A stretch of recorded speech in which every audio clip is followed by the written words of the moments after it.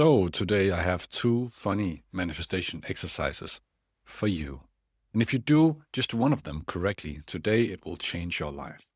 And I don't mean like in this YouTube click-worthy sense. I really mean change your life if you do it correctly. First off, we'll take the lighter one, the fun one. And then secondly, we'll take the deeper one that will make a lasting change in your life. I should remember to say that if you want to work with me, link is in the description. I work with business owners primarily, athletes, actors. If you want to level up your life and visit another reality, you can do it with me if you want. Let's go on. Exercise number 1. Be cocky with your results. And what do I mean by that? So I have something I do with my clients where we internalize conviction. So everything we do that seems as a success, just slightly seems as a success, make it yours. Don't try to diminish it. Really make it yours. And maybe you have done this in the past. For example, in my school time, I once in a big room where we did like gym exercises like in school, we were playing basketball. And I was at the one end of the court and I took the basketball and I kicked it. I know you're not supposed to do that, but I kicked it. And it went into the net in the other end of the field, right? It was a very long kick. And everybody was just ecstatic. And I pretended like it was nothing, right? I was like, look at me. And maybe you've done that just for once in your life, just like pretended that something amazing was obvious. And that is exercise number 1. Start recognizing yourself to be very powerful, which means that when something great enters into your life, obviously it enters into your life, right? When you do something great, obviously, because I'm great. All right? And you can spice it up with gratefulness inside, like saying thanks and really appreciating it. I think those two actually go very well in here.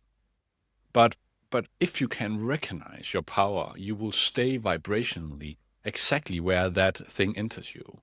So if you really were to embody being a billionaire or being healthy or having a specific partner, if you then had that, would that surprise you? No, obviously. And that is the cockiness that I'm referring to. Simply say, yeah, obviously. And you can really feel the internalization of a result when you do that. You can really feel like the power in just not being surprised by something awesome happening. So if you can do this today, if you have something in your life that enters into your life or one of these days, try to internalize it. Try to just stay in it, how awesome it is, and you knew it was going to be awesome, right? That is part number 1 of embodiment. When people in this industry tell you have to be money to make money, this is what it means. Stay in it.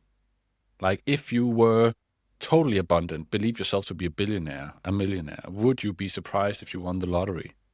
No. You would not even flinch. You're just like, yeah, just another day at the office, right? And I know I'm like exaggerating, so please also see the humor in this. I'm trying to give an example, right? And for the people out there that thinks I talk a lot about money, I do, because it's important to a lot of you. A lot of you ask me questions, you send me emails, but also a lot of my clients, even though they're concerned about well-being, health, they're also concerned about their business. Good. That's exercise number 1. Really try to internalize something that can give you conviction. And it doesn't really matter if you today, later on, say it's going to rain at 2 o'clock. And if it rains at 2 o'clock, internalize that.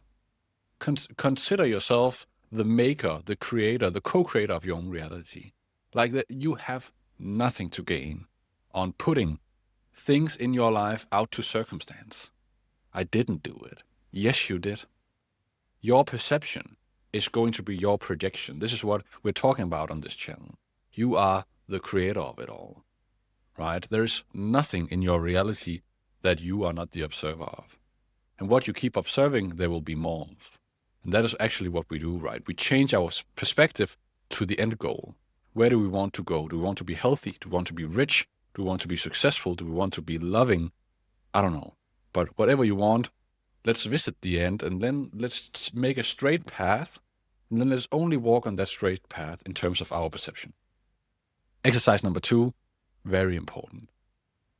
Exercise number 2 is the opposite. What if bad things happen? And I think this exercise number 2 has 2 different angles. First path is whenever you recognize a thought, an emotion that is not you. And by not you, I mean something you don't like. Like a thought entering your mind, maybe I should doubt myself. Maybe I should feel anxious. Maybe I should do as my mom or my dad did. Maybe I should not do this because I'm scared, right? Then you tell it to off. Okay? You tell it to off. And I really mean it. And if you're not big on swearing, then just tell it off without the word, right? But tell it off as if it's not you, right? And in the beginning, I encourage you to do it with humor. Just laugh at it. Like, what are you talking about, right? Try to really see this side as not you, like old identity is trying to trick you. And so they are being caught in the act, right? You are catching that thought without attending to it in the negative way that you normally do. Like, this is me, I need to do it. No, it's just a thought that you have been thinking so many times that it feels like you. It's not you. Your doubt is not you. And I recognize your power, each one of you watching this video. The doubt is not you, the anxious side is not you, the whatever, it's not you, unless you would like it to be. Then you can just observe that and continue to observe it. Really catch it and laugh at it. What? Why do you keep on trying to get me into this thought, right? Tell it off. That's exercise number 2, and this is very important because you will teach yourself to have this, you see it, but you just don't attend to it. Some people, they will try to push it down. I won't react to this bad thought. I'll just distract myself. You're not doing that. You are realizing the thought. You are also accepting it, just not accepting it to be you, because it is not, right? So there's nothing being buried. You're simply telling it off, right? Like, right, that's not me. I'll just have my awareness on something else. All right? And then the second part is the reason why you can't do this always is because there's always a reason for the unfold. Like when you look back at your life, you will clearly see some bad days that if they had not been there, life would be different. But also sometimes in a bad way, right? I can, for example, take something from my childhood that I did not like when I was in it and see how that made me exactly who I am today, which I'm very grateful for. All right, and maybe you can do the same.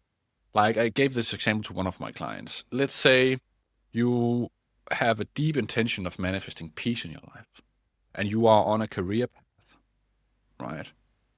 And then you get fired. You could internalize that, say, yeah, it's because I'm not good enough.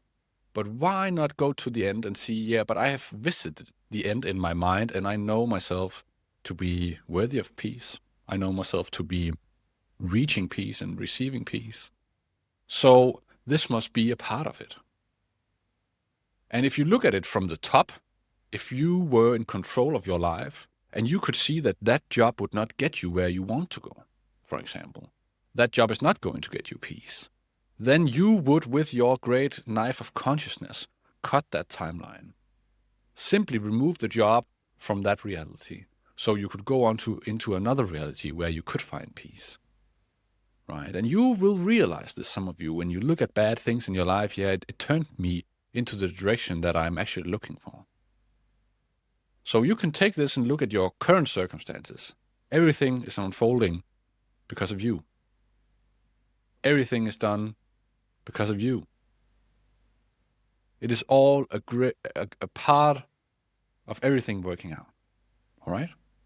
So that's really the two sides of this exercise number 2. It's really how do we take these negative things and really realize they are just a part of the journey, what Esther Hicks would call contrast. It's really just to teach you what you would not like, or to get you into that other direction which you more like. All right? So it's a very healthy, very abundant way of looking at bad stuff happening. Bad stuff. All right? 2 exercises that will change your life. Please implement them, and please tell me in the comments if you have implemented them and what they have done for you. All right. See you soon. Link is in the bio if you want to work with me. Get out of here. Talk soon. Bye.